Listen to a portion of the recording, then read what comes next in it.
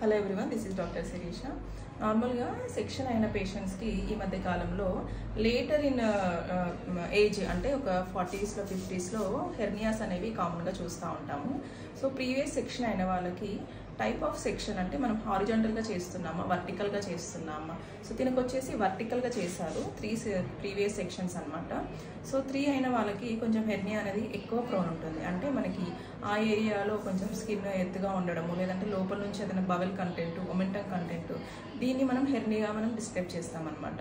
So delivery అయిన తర్వాత ఇట్లాంటి అంటే ప్రీవియస్ 2 సెక్షన్స్ అయినా 3 సెక్షన్స్ అయినా కొంచెం బరువులు ఎత్తకపోవడము, మనకి పొట్టకి సంబంధించి మంచిగా స్ట్రెంథనింగ్ మజిల్ ఎక్సర్సైజ్ చేసుకోవడము, బెల్ట్ ఉపయోగించుకోవడము, దీనివల్ల మనం హెర్నియాని ప్రివెంట్ చేసుకోవచ్చు. ఈ పేషెంట్కి డెలివరీ 15 డేస్ అవుతుంది. తను సూచర్ రిమూవల్ కోసం నా దగ్గరికి రావడం జరిగింది. సూచర్స్ అయితే రిమూవ్ చేస్తున్నాము. ప్రీవియస్ 2 సెక్షన్స్ వర్టికల్గా ఉండడం వల్ల మళ్ళీ థర్డ్ కూడా వర్టికల్గా చేయడం జరిగింది. సో పాతకాలంలో చాలామంది వర్టికల్ సెక్షన్స్కి ఎక్కువ ప్రిఫర్ చేసేవాళ్ళు because off easy delivery. So ఇప్పుడు మనకి హారిజాంటల్గా లోవర్ యూట్రైన్ సెగ్మెంట్లో లోవర్ సైడ్లో మనము సి సెక్షన్ అనేది చేయడం జరుగుతుంది. దానివల్ల మనకి వుండ్ కూడా చక్కగా హీల్ అవుతుంది అండ్ హెర్నియాస్ కూడా రాకుండా ఉండే అవకాశాలు ఎక్కువగా ఉంటాయి.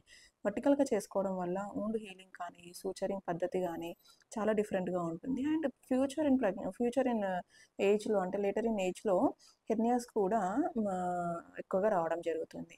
సో తనకి వుండ్ అయితే చక్కగా హీల్ అయ్యింది.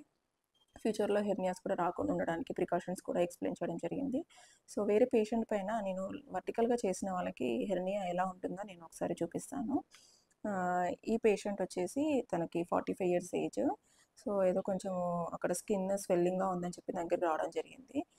మధ్యలో వచ్చేసి వర్టికల్ లైన్, తనకి రైట్ సైడ్లో స్కిన్ ఎద్దుగా ఉండడము, ఇది మనకు వచ్చేసి హెర్నియా అంటాము దీన్ని. పక్కనున్న స్కిన్తో కంపేర్ చేసుకుంటే ఈ సైడ్ స్కిన్ కొంచెం ఎత్తుగా ఉంది. సో స్కాన్ చూసుకొని అందులో మనకి ఒమెంటం కంటెంట్ ఉందా, బవెల్ ఉందా అని చూసుకొని మెడికేషన్ సర్జరీ అనేది డిసైడ్ చేసుకోవచ్చు.